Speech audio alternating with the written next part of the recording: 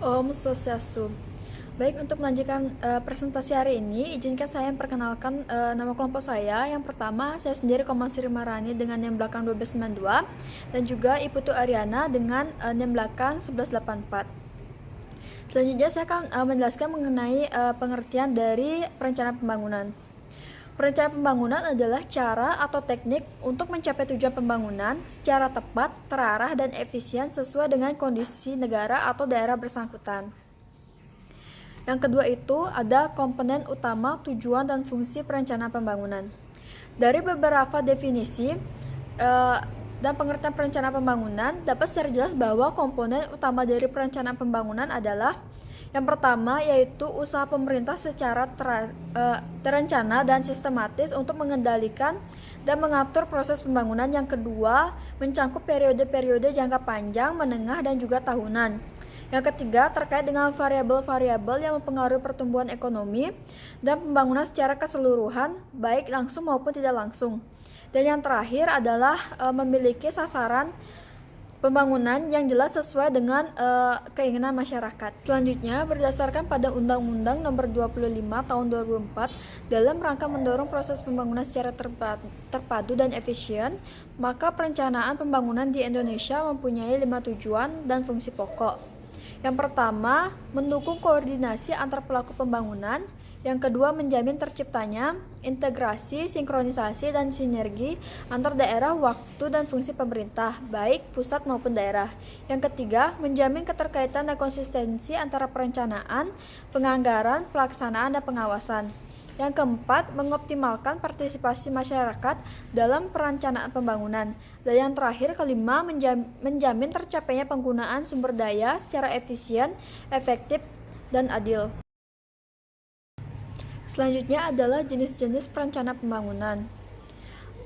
Menurut jangka waktunya, perencanaan pembangunan dapat dikelompokkan atas 3 jenis, yaitu yang pertama adalah perencanaan jangka panjang, di mana perencanaan untuk jangka ini biasanya mencangkup jangka waktu 10-25 tahun. Tetapi pada era Orde Baru, pembangunan jangka panjang mencakup jangka waktu 25 tahun. Sedangkan pada era globalisasi, rencana pembangunan jangka panjang baik nasional maupun daerah mencakup waktu 20 tahun.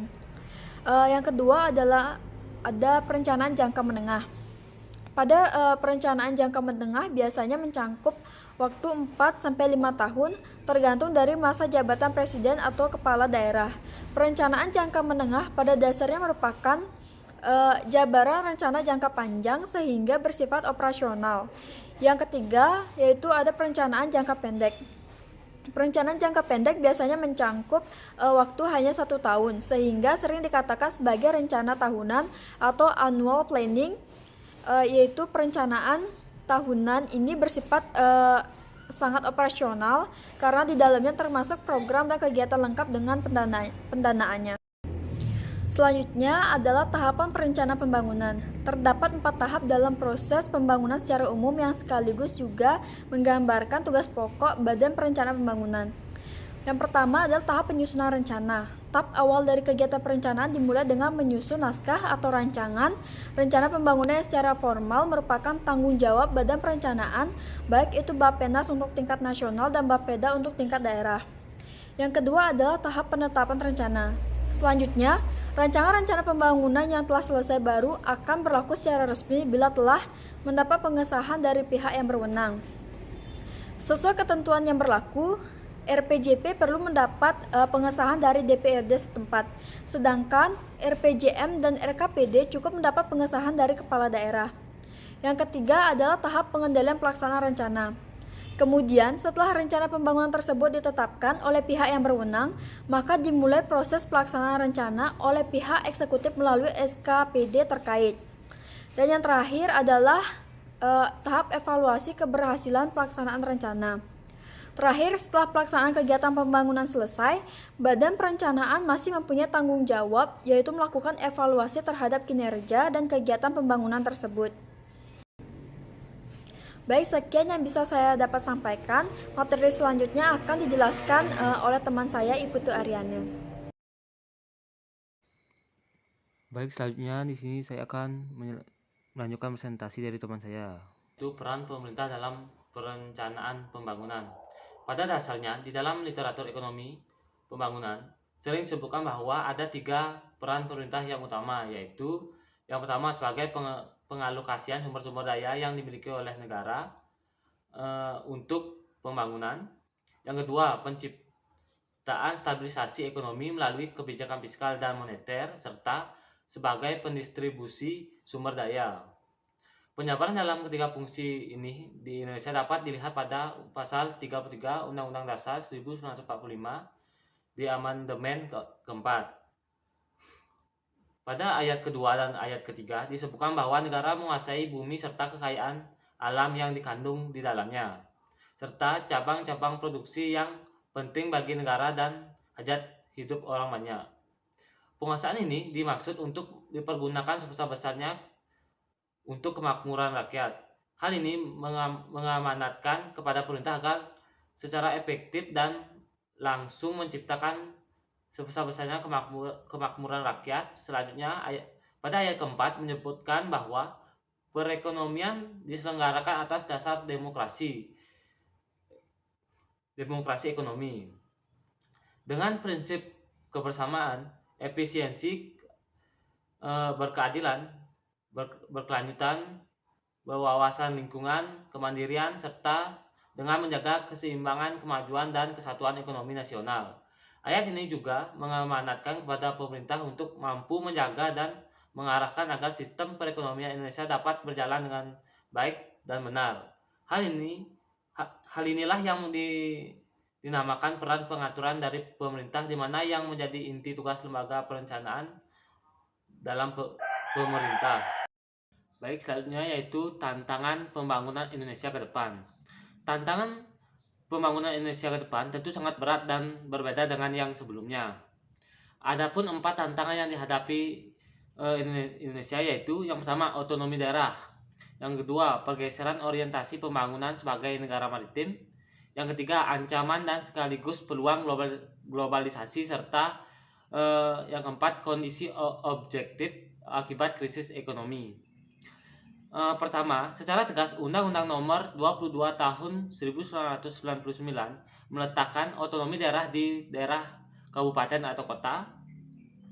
Hal ini berarti telah terjadi penguatan yang nyata dan legal terhadap kabupaten atau kota dalam menetapkan arah dan target pembangunannya sendiri.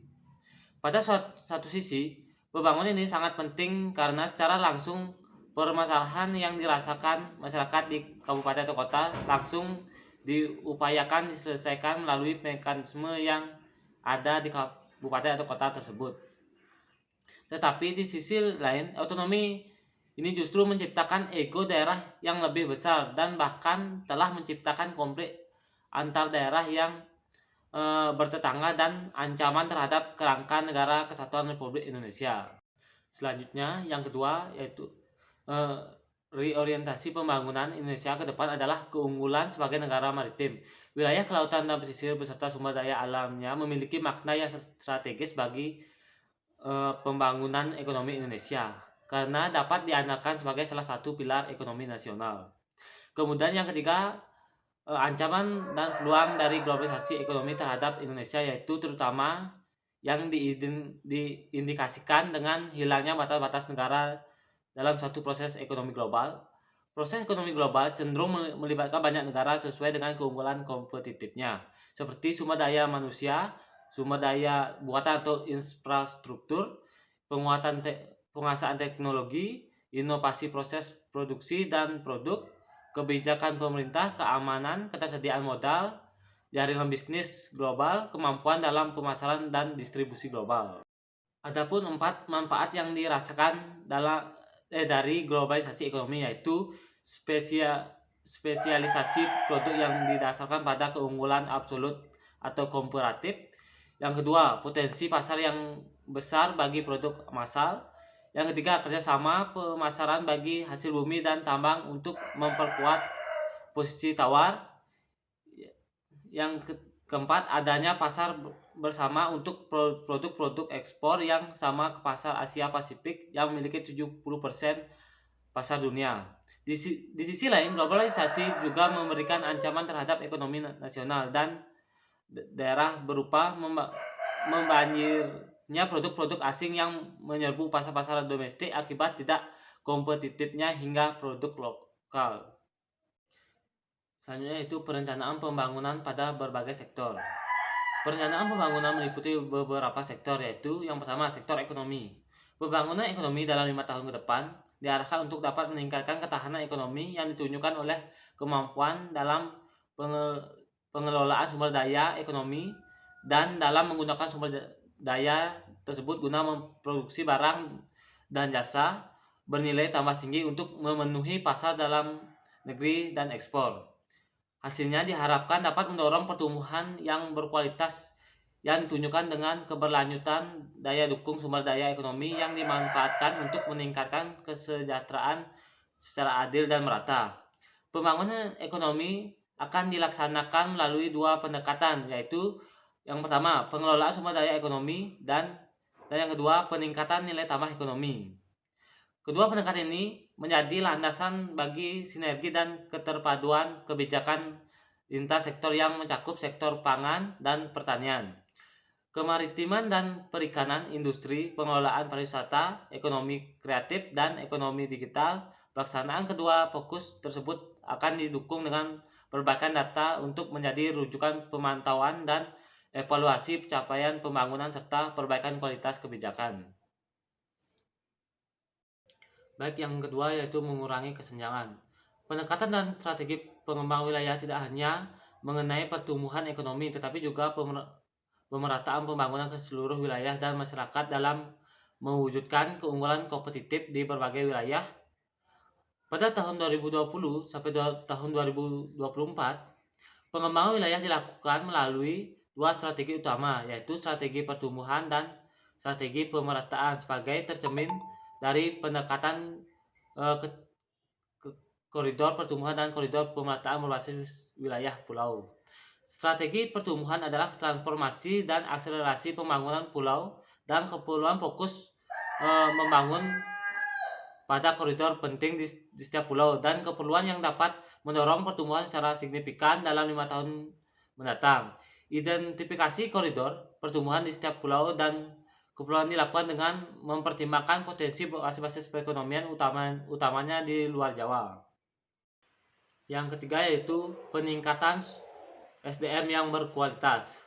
Tingginya proporsi penduduk usia produktif merupakan tanda dari struktur penduduk Indonesia. Perubahan struktur penduduk ini tentu akan membuka peluang bagi Indonesia untuk mendapatkan bonus demografi atau demographic dividend yang dalam jangka menengah dan panjang akan mendorong pertumbuhan ekonomi yang tinggi dan menghantarkan Indonesia menjadi negara berpenghasilan menengah ke atas. Bonus demografi ini akan diperoleh dengan persyaratan utama tersedianya sumber daya manusia atau SDM yang berkualitas dan berdaya saing tinggi. Pembangunan Indonesia tahun 2020 sampai tahun 2024 ditujukan untuk membentuk sumber daya manusia yang berkualitas dan berdaya saing, yaitu sumber daya manusia yang sehat dan cerdas, adaptif, inovatif, terampil, dan berkarakter. Nah, untuk mencapai tujuan tersebut, kebijakan pembangunan manusia diarahkan pada pengendalian penduduk dan penguatan tata kelola kependudukan, pemenuhan pelayanan dasar dan perlindungan sosial, peningkatan kualitas anak, perempuan dan pemuda, pengentasan kemiskinan, serta peningkatan produktivitas dan daya saing angkatan kerja. Baik, yang keempat yaitu pembangunan kebudayaan.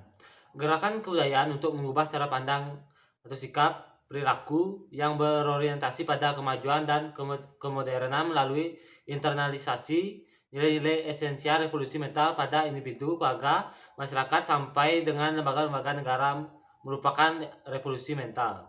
Nilai-nilai esensial revolusi mental tersebut meliputi integritas, etos kerja, dan gotong royong yang merupakan nilai luhur budaya bangsa. Revolusi mental sebagai gerakan kebudayaan memiliki kedudukan penting dan berperan sentral dalam pembangunan nasional. Hal ini dikarenakan karakter dan sikap mental dapat menjadi faktor penentu untuk mencapai kemajuan melalui proses pembangunan dan modernisasi. Mentalitas eh, disiplin, etos kerja, jujur, taat hukum dan aturan, tekun dan gigih adalah karakter dan sikap mental yang diperlukan untuk mewujudkan negara bangsa yang maju, modern, unggul, berdaya saing, sehingga mampu berkompetisi dengan negara-negara lainnya. Indonesia sebagai negara adikuasa di bidang kebudayaan memiliki kekayaan kebudayaan yang melimpah. Kekayaan kebudayaan tersebut dapat dikembangkan dan dimanfaatkan untuk memperkuat karakter dan memperteguh jati diri bangsa, meningkatkan kesejahteraan rakyat dan mempengaruhi arah perkembangan peradaban dunia. Yang kelima yaitu memperkuat infrastruktur. Dalam rangka mempercepat pertumbuhan dan pemerataan ekonomi Indonesia dapat dilakukan dengan salah satu pilihan strategis yaitu pembangunan infrastruktur. Perhatian pemerintah di bidang infrastruktur pada beberapa tahun terakhir telah berkontribusi pada peningkatan kualitas infrastruktur di Indonesia. Pembangunan infrastruktur akan diprioritaskan pada tiga fokus utama, yaitu infrastruktur untuk pemerataan pembangunan, infrastruktur untuk pembangunan ekonomi, dan infrastruktur untuk pembangunan perkotaan. Pembangunan pada ketiga fokus utama tersebut akan ditopang oleh pembangunan energi, ketenaga listrikan, dan pelaksanaan transformasi digital, dan mengedepankan keteguhan bencana, kesetaraan gender, dan tata kelola pemerintahan yang baik, pembangunan berkelanjutan, serta modal dan sosial budaya sebagai pengaruh utama dalam kerangka pembangunan infrastruktur tahun 2020. Baik, yang keenam yaitu sosial budaya. Struktur penduduk Indonesia di tahun 2025 diperkirakan akan ditandai dengan tingginya proporsi kelompok usia produktif antara 174 juta sampai 180 juta jiwa.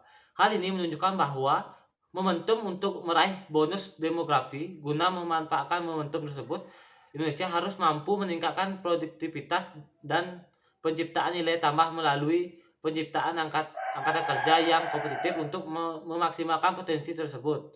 Penduduk perlu dijaga agar dapat tumbuh seimbang yang didukung dengan penyiapan sumber daya manusia yang berkualitas dan berdaya saing. Fenomena ini perlu diantisipasi dengan menyiapkan terkait kelanjut usiaan di berbagai aspek. Untuk menciptakan penduduk lansia yang sehat dan produktif, salah satu kunci perpanjangan bonus demografi adalah mewujudkan penduduk tumbuh seimbang dengan angka kelahiran total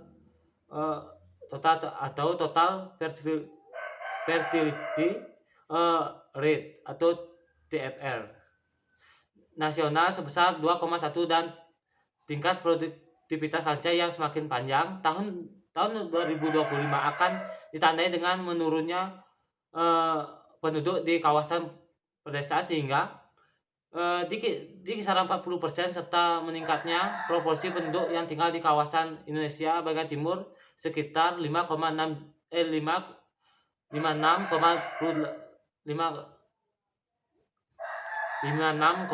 juta. Pembangunan kesejahteraan melalui penyempurnaan sistem jaminan sosial nasional atau SJSN akan terus ditingkatkan. Sistem jaminan kesehatan nasional diharapkan berkelanjutan dan mencakup seluruh penduduk. Integrasi seluruh program yang dikelola oleh BPJS akan membantu perluasan cakupan kepesertaan. Tahun 2025 adalah milestone bagi implementasi SJSN yang akan memasuki tahun ke-10. Perkembangan SJSN ditandai terutama pada meningkatnya kualitas pelayanan dan manfaat program diiringi dengan pemanfaatan teknologi dan desain program yang sesuai dengan karakteristik pesertanya. Pada tahun 2025 juga akan dimulai fase awal transformasi kelembagaan SJSN. Untuk jaminan sosial ketenagakerjaan, sistem kesehatan akan tertata dengan baik yang dicerminkan melalui penyediaan pelayanan kesehatan berkualitas, merata, dan responsif yang didukung oleh ketersediaan fasilitas kesehatan, tenaga kesehatan, sediaan farmasi dan alat kesehatan yang memadai dan merata. Baik, yang ketujuh yaitu lingkungan hidup. Pemerintah difokuskan berkomitmen untuk menjadikan lingkungan hidup sebagai pertimbangan utama dalam penyusunan program dan target di berbagai sektor. Pada RPJMN periode 2020 sampai 2024, berdasarkan pada hal tersebut, lingkungan yang diharapkan pada tahun 2025 adalah sebagai berikut. Yang pertama, kualitas lingkungan hidup akan meningkat sehingga optimal untuk mendukung kehidupan serta aktivitas sosial ekonomi masyarakat. Ditunjuk dengan nilai indeks kualitas lingkungan hidup IKLH nasional mencapai rentang target 75,5 sampai 79. Yang kedua yaitu penurunan emisi gas rumah kaca atau GRK akan mencapai di atas 27% dan penurunan intensitas emisi GRK mencapai 24%. Baik, sekian dari presentasi yang bisa kami sampaikan. Apabila terdapat salah kata, kami mohon maaf. Presentasi hari ini kami tutup dengan Prama Santi Om, Santi Santi Santi Om.